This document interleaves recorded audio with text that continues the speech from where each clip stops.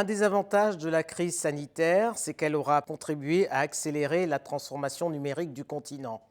Mais avant que le numérique profite au développement de l'Afrique, plusieurs défis doivent être relevés. Luc Missidimbazi, bonjour. Bonjour, Denise, bonjour.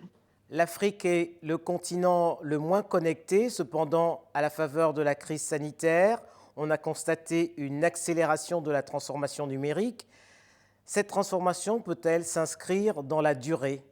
Comme vous le signifiez assez bien, on peut constater aujourd'hui que la crise Covid, cette pandémie, a eu une très forte incidence au niveau en tout cas pour la transformation digitale. Et on peut dire que les technologies, en plus d'avoir soutenu le secteur de la santé, elle a bénéficié elle-même on va dire, d'un appui dans son développement.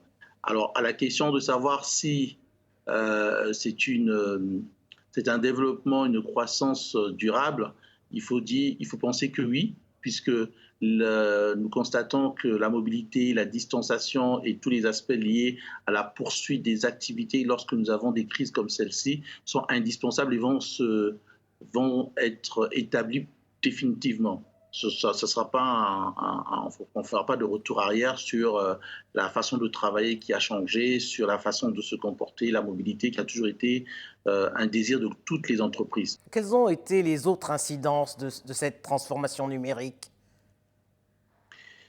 Les la principale incidence, en tout cas, on peut voir la transformation numérique des entreprises qui ont changé leur façon de travailler. En dehors du télétravail, il y a les organisations qui ont changé. Les gens ont commencé à communiquer par des outils collaboratifs qui n'étaient pas très utilisés dans les entreprises. Il y a eu une augmentation d'usage de systèmes d'information. Il y a eu des chaînes de fabrication ou même des chaînes d'approvisionnement qui ont totalement été modifiées parce que nous avons inséré les technologies de l'information. Et donc, on peut dire qu'il y a eu, malgré la crise, une croissance significative dans certains domaines grâce au numérique et grâce aux changements induits par la Covid, des changements d'habitude, des changements, la structuration qui a fortement évolué. Autre chose aussi, c'est on voit que le numérique a eu un impact significatif au niveau de la santé. La santé a été soutenue par ces technologies de l'information et je pense que ça contribue énormément à améliorer la qualité de santé, des services de santé auprès des citoyens. Quel rôle ont joué les acteurs du numérique pour accompagner justement cette transformation numérique sur le continent? Il faut les voir à plusieurs niveaux. Le premier, c'est les fournisseurs d'accès à Internet qui ont vu les flux augmenter. Rien que là, par exemple, la visioconférence, qui n'était pas une habitude de travail pour tout le monde, on a vu exponentiellement les taux de réunions virtuelles augmenter. Et on se rend compte que les opérateurs ont mis donc de la capacité suffisante à disposition des acteurs de l'économie. Il y a aussi tous les éditeurs, les applications qu'on a eu à développer pour faciliter le travail, pour faciliter la production, pour faciliter quelque part le suivi même de la chaîne de suivi des médicaments et tout ce qui est lié à la gestion de la pandémie. Donc en fait, les acteurs se sont vraiment impliqués. On a vu des gros éditeurs offrir des solutions. On a vu des équipementiers adapter des produits pour la crise. Donc les acteurs étaient présents. C'est vrai que certains étaient confinés, mais on peut dire qu'ils ont eu un rôle très important. Alors malgré les usages qui se multiplient, on constate malgré tout que les coûts de la data demeurent très élevés. Est-ce du fait des gouvernements ou des opérateurs qui sont en situation de monopole? Le premier point qu'il faut considérer ici, c'est il faut d'abord constater une chose, que les prix ont considérablement baissé depuis 10 ans. Il y a encore, dans les années 2010, on avait un prix du 2 mégas, la référence en capacité aux ports de l'Afrique, aux ports des pays africains qui ont les câbles sous-marins, qui était évalué à peu près à 300 000 dollars. Aujourd'hui, on a le 1 giga qui est, on va dire, 10 fois plus important, à moins de 50 dollars. Donc, il y a une baisse significative depuis que nous parlons de l'Internet, de la data, en tout cas ces 10 dernières années. Après, c'est vrai qu'on peut considérer que les prix restent quand même assez hauts. Pourquoi? Peut-être il y a quelques raisons pour cela. D'abord, le contenu. Nous avons quasiment plus de 98% du contenu africain qui est hébergé à l'étranger, dont je crois 56 en Europe, une trentaine en Amérique et en Asie, on a une vingtaine. Donc le continent n'héberge qu'à peu près moins de 1% de son contenu data que nous créons. Le deuxième facteur, c'est la connectivité. Nous étions jusqu'à quelques années très mal, bien quasiment pas connectés au réseau étranger. Donc du coup, ce flux qui est hébergé à l'étranger, nous n'avions pas les routes pour aller le récupérer. Et donc ça a augmenté les tarifs puisqu'il fallait une infrastructure. L'infrastructure coûtait cher parce qu'on n'était pas en nombre suffisant. Il y a un autre élément qui est très important, c'est le prix de la data. Comme nous ne produisons pas la data, nous l'achetons auprès de ceux qui la créent, ou bien de ceux qui stockent notre propre data, ben, ils nous font des prix qui sont asymétriques. Nous ne les achetons pas au même prix que ceux qui ont des grands marchés ou ceux qui créent cette data. Un autre point, et qui est peut-être aussi pas les moindres, ce sont les politiques fiscales. Dans le continent, on a encore des pays qui arrivent à taxer l'Internet quasiment au même prix de production. Donc, il faut qu'il y ait des politiques qui allègent, qui facilitent l'usage, la croissance en tout cas, l'usage massif de l'Internet. D'ici 2030, les prix vont considérablement baisser puisqu'il y a des initiatives d'augmenter l'infrastructure et apporter des solutions à tout ce qui aujourd'hui semble être un frein à l'usage de l'Internet à prix normal. Mais Luc Missidibandi, ça fait quand même plusieurs années qu'on parle d'un câble sous-marin qui fait le tour du continent et qui ferait baisser les coûts de cette data. Pourquoi n'y arrive-t-on pas? On y arrive, mais on y arrive, un câble sous-marin, en moyenne, c'est un projet de 5-6 ans. Il y a le temps de la conception, il y a le temps de la mobilisation des fonds, et puis il y a la construction qui prend assez de temps. Il y a une grosse partie de maintenance de tests, qu'on appelle des bêta-tests, et puis il y a des politiques environnementales qui rentrent en ligne de compte. Aujourd'hui, on était peut-être à 1, 2, 3 câbles, mais il existe beaucoup de câbles sous-marins. Quand je prends le cas, par exemple, de l'Afrique centrale, nous avons au moins 3-4 câbles sous-marins. Mais ces câbles, qu'est-ce qu'ils font? C'est comme si vous avez des voies aériennes. Si vous n'avez pas de passagers, ben, ça ne servira pas à grand-chose. Aujourd'hui, le problème, c'est que malgré le renforcement de ces infrastructures, de ces câbles sous-marins, on a une vraie problématique du stockage de la donnée, une vraie problématique de la création de la donnée et une vraie problématique de la transformation digitale et des administrations et des entreprises sur le terrain. C'est ça qui crée l'économie numérique.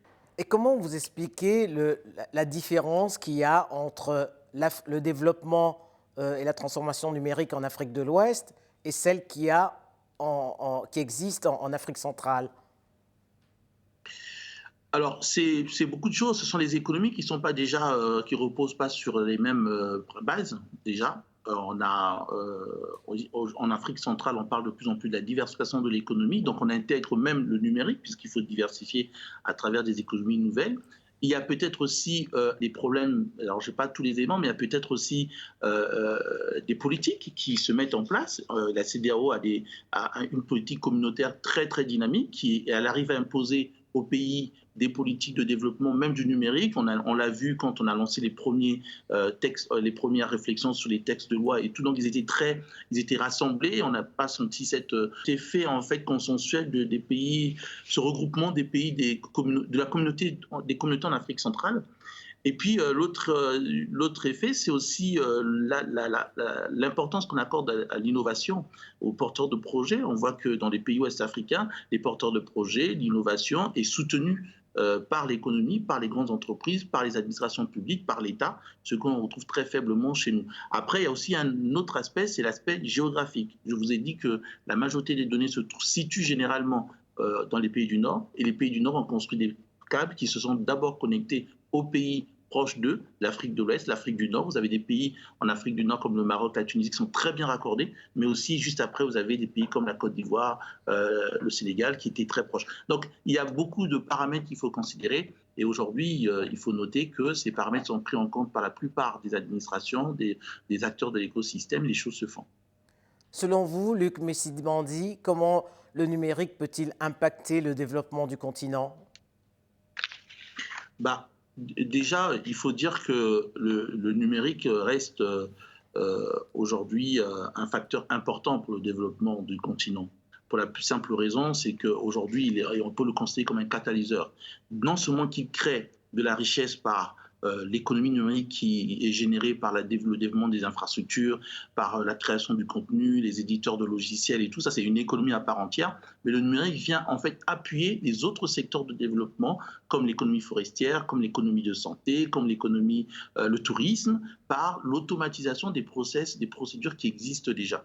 Et cette automatisation s'appuie sur des logiciels, s'appuie sur des infrastructures informatiques, s'appuie sur des systèmes nouveaux, des systèmes d'information.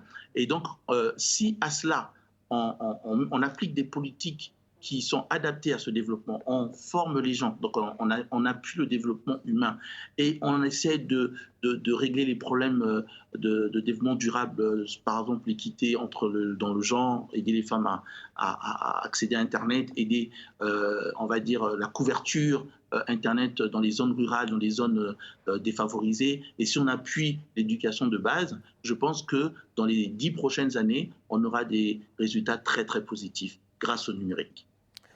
On parle de plus en plus de cybersécurité dans le cadre de la transformation numérique. Est-ce que le continent a les moyens de la garantir? Alors, il faut partir d'un constat aussi, c'est qu'aujourd'hui, nous vivons dans un monde totalement dual. Nous sommes dans un monde hybride, un monde totalement virtuel, physique, comme nous le connaissons, avec ses règles, où on côtoie le bien et le mal, où on côtoie le bon et le mauvais. Et tout ce monde se transpose aujourd'hui vers un espace totalement virtuel, digitalisé, qui est l'Internet. Et donc aujourd'hui, les règles que nous appliquons de sûreté, de sécurité dans ce monde physique, nous devons les appliquer aussi dans ce monde totalement virtuel. Et donc les pays se donnent. Déjà, on a commencé par des règles, le cas du Congo, où on a eu à adopter des règles pour la cybersécurité, les droits, les données à caractère personnel, toutes ces règles qui sont édictées aussi par des communautés, l'Union africaine, par les communautés d'experts, l'ICANN, l'Union internationale des télécommunications, sont appliquées dans nos États pour fixer en fait les règles de vie dans cet environnement totalement virtuel. Et donc les pays africains, les organisations qui sont là ont l'obligation de se sécuriser aussi au niveau de la sûreté, et ça se met en place parce qu'on ne peut plus faire de l'informatique comme on le faisait à 10 ans, et on a donc les moyens de pouvoir faire face à la cybersécurité qui est aujourd'hui un sujet assez important dans notre écosystème. Merci Luc Missidi-Bandzi. Merci à vous Denise.